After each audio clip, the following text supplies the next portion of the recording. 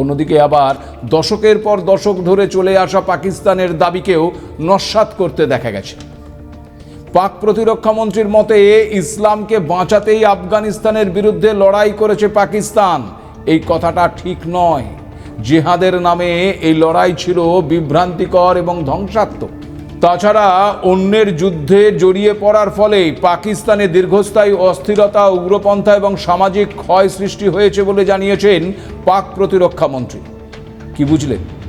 তাহলে কি চোখ খুলে গেছে এখন পাক প্রতিরক্ষা মন্ত্রী? কারণ তিনি বলেছেন বারবার বিদেশি শক্তির রাজনৈতিক খেলায় পা দেওয়ার ফলেই পাকিস্তান কার্যত অন্যের স্বার্থনির্ভর সংঘাতে একটি গুটিতে পরিণত হয়েছে। সেই ভুল সিদ্ধান্তগুলো এখন আর ফিরিয়ে নেওয়া সম্ভব নয়, এই আক্ষেপও প্রকাশ করেছেন তিনি। আর মনে করে দেখুন, ভূ রাজনীতির খেলায় পাকিস্তান আর বাংলাদেশকে যে বরাবরই গুটি হিসেবে ব্যবহার করার চেষ্টা চলেছে এবং ব্যবহার করা হচ্ছে, একথা আমরা আপনাদের আগেই জানিয়েছিলাম একাধিক এডিটরস ডায়েরির এপিসোডে। আজ সেই সত্য উপলব্ধি করছেন কে? না পাক প্রতিরক্ষা মন্ত্রী। তার সমস্ত বক্তব্য অবশ্য সেদিকেই কিন্তু ইঙ্গিত দিচ্ছে। তাহলে কি আমেরিকা বুঝতে পারছে যে পাকিস্তান খেলা বুঝে ফেলেছে? তাই কি পাকিস্তানের সঙ্গে সখ্যতা বজায় রাখতে চাইছে তারা? এই প্রশ্নের উত্তর অবশ্য সময় দেবে। তবে পাকিস্তানের সময় যে খুব খারাপ যাচ্ছে তার বলার অপেক্ষা রাখে না। যেমন টি-20 বিশ্বকাপে অনেক নাটক করে শেষমেশ খেলার সিদ্ধান্ত নিয়েছে তারা। এদিকে আবার তাদের হকি টিম গেছে বিদেশে খেলতে, আর গিয়ে জানতে পারছে তাদের নামে কোনো হোটেলই নাকি বুক করা নেই। প্রায় কয়েক ঘন্টা বিদেশের রাস্তায় রাস্তায় ঘুরতে হয়েছে পাক খেলোয়াড়দের। এর চেয়ে লজ্জার নজির আর কিছু হয়?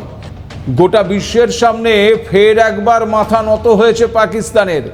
কারণ জানা গেছে পাকিস্তান হকি ফেডারেশন টাকা না দেওয়ায় হোটেলের বুকিং ক্যান্সেল করে দেওয়া হয়েছে, কারণ তাদের কাছে পর্যাপ্ত টাকাই ছিল না।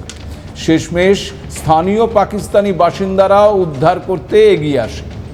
তবে অল্প সংখ্যক ঘরে সবাইকে একসঙ্গে থাকতে দেওয়া হয়। একটা ঘরে 2-3 জন প্লেয়ারকে থাকতে হচ্ছে, আর পরদিন সেখান থেকেই সোজা মাঠেও যেতে হয়েছে তাদের। এর আগেও একবার এই রকমটি হয়েছিল আর্জেন্টিনা গিয়ে এই পাকিস্তান দলের। যাই হোক, এইরকমই ভাড়ে মা ভবানী অবস্থা এখন পাকিস্তানের। সব মিলিয়ে সময়টা বেজায় খারাপ যাচ্ছে শেহবাজ মুনিরদের। আর ঠিক সেই সময় মরার ওপর খাড়ার ঘা দিয়েছে ভারত। চেনাব নদীর ওপর সওয়ালকোট জলবিদ্যুৎ প্রকল্পের কাজ শুরু করে দিয়েছে ভারত, আর যার ফলে ঘুম উড়ে গেছে পাকিস্তানের। পাকিস্তান এই খবর জানার সঙ্গে সঙ্গেই আতঙ্কিত হয়ে পড়েছে। তারা তাড়াহুড়ো করে শান্তি কামনা করে ভারতকে চিঠি লিখেছে। এখন প্রশ্ন হচ্ছে, এমন মরণাপন্ন অবস্থায় কি পাকিস্তান আমেরিকার উপর ফের ভরসা করবে নাকি চীনের দিকে ঝুঁকবে? সেক্ষেত্রে আমেরিকার অবস্থানই বা কী হবে? দেখুন, আন্তর্জাতিক রাজনীতিতে কোনো পদক্ষেপই একক স্তরে ব্যাখ্যা করা যায় না, বিশেষ করে যখন বিষয়টি জড়িয়ে থাকে ইউনাইটেড স্টেটসের মতন একটি শক্তির সঙ্গে, যার কূটনীতি বরাবরই বহুস্তরীয় হয়, কখনো প্রকাশ্যে কখনো আবার রহস্যে ভরা। আসলে আমেরিকা এখন এমন একটি কৌশল নিয়েছে যেখানে সে কাউকে পুরোপুরি বন্ধু বা শত্রু বানাচ্ছে না, বরং সবাইকেই নিজের প্রয়োজন অনুযায়ী ব্যবহার করছে। কখনো ভারতের পক্ষে কথা বলছে, তো আবার কখনো পাকিস্তানের সঙ্গে সম্পর্ক ঠিক রাখছে, আবার কখনো চীনকে চাপ দিচ্ছে। এই সবটাই আসলে একই খেলায় আলাদা আলাদা চাল।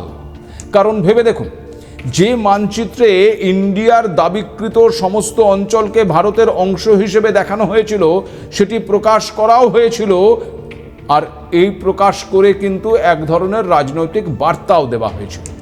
বিশেষ করে চায়না এবং পাকিস্তানকে বোঝানো যে আমেরিকা চাইলে ভারতের অবস্থানকে সমর্থন করতে পারে। কিন্তু সেই মানচিত্র কয়েকদিনের মধ্যেই সরিয়ে ফেলে দেখিয়ে দিল আমেরিকা আবার পুরোপুরি ভারতের পাশে দাঁড়াতেও চাইছে না। এখন প্রশ্ন হচ্ছে কেন? কারণ আমেরিকার কাছে সবচেয়ে গুরুত্বপূর্ণ হলো ভারসাম্য বজায় রাখা।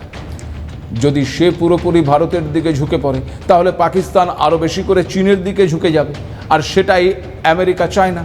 চীনকে ঘিরে আমেরিকার উদ্বেগ শুধু সামরিক শক্তি নিয়ে নয়, বরং প্রযুক্তি, সাপ্লাই চেইন, সেমিকন্ডাক্টর, কৃত্রিম বুদ্ধিমত্তা, সমুদ্রপথ সবকিছু মিলিয়েই একটা বিশাল ক্ষমতার প্রতিযোগিতা চলছে। আবার যদি পাকিস্তানের পক্ষ নেয় তাহলে ভারত দূরে সরে যাবে। সেটা আরও কৌশলগত ক্ষতি হবে ওই আমেরিকার জন্য, কারণ এই প্রতিযোগিতায় ভারতের ভূগোল, জনসংখ্যা, অর্থনৈতিক সম্ভাবনা এবং সামরিক অবস্থান ভারতকে করে তুলেছে ব্যালেন্সড পাওয়ার। ইন্দো প্যাসিফিক অঞ্চলে শক্তির ভারসাম্য রাখতে হলে ভারতের মতন বড় অর্থনীতি, বড় বাজার, বড় সামরিক শক্তিকে পাশে রাখাটা দরকার। প্রযুক্তি, প্রতিরক্ষা, বাণিজ্য সব থেকেই ভারত এখন গুরুত্বপূর্ণ অংশীদার। তাই মানচিত্রে ভারতের দাবিকে সমর্থন করা একটি কূটনৈতিক ইঙ্গিত। কিন্তু ঝুঁকিটা হলো এই সম্পর্ক স্থায়ী বা নিঃশর্ত নয়। আমেরিকা যেদিন মনে করবে তার অন্য কোনো প্রয়োজন বেশি, সেদিন সে অবস্থান বদলাতে দ্বিধা করবে না। ইতিহাসে এমন বহু উদাহরণ আছে যেখানে আমেরিকা দীর্ঘদিনের সহযোগীকেও হঠাৎ করে দূরে সরিয়ে দিয়েছে, কারণ তার নিজের স্বার্থ বদলেছে বলে। পাকিস্তানের বর্তমান অবস্থায় তার একটা বড় উদাহরণও বটে।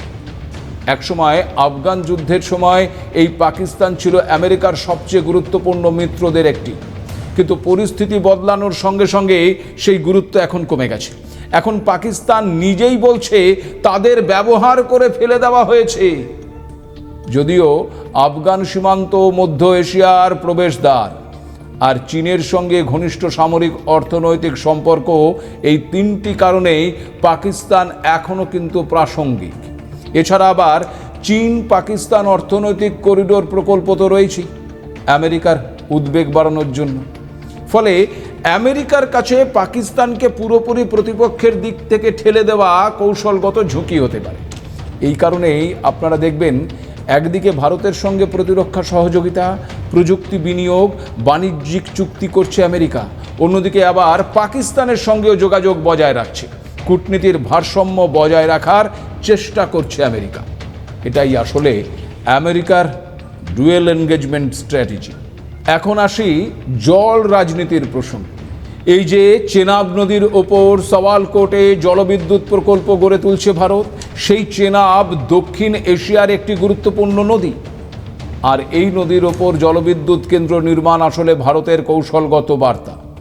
আর আপনারা জানেন যে জল মানে কৃষি, বিদ্যুৎ, জনজীবন এবং সব কিছুর নিয়ন্ত্রণ। স্বাভাবিকভাবেই পাকিস্তানের উদ্বেগ তাই অমূলক নয়, কারণ ঐতিহাসিকভাবেই তাদের কৃষি, জনজীবনের বড় অংশই এই নদীর ব্যবস্থার উপর নির্ভরশীল।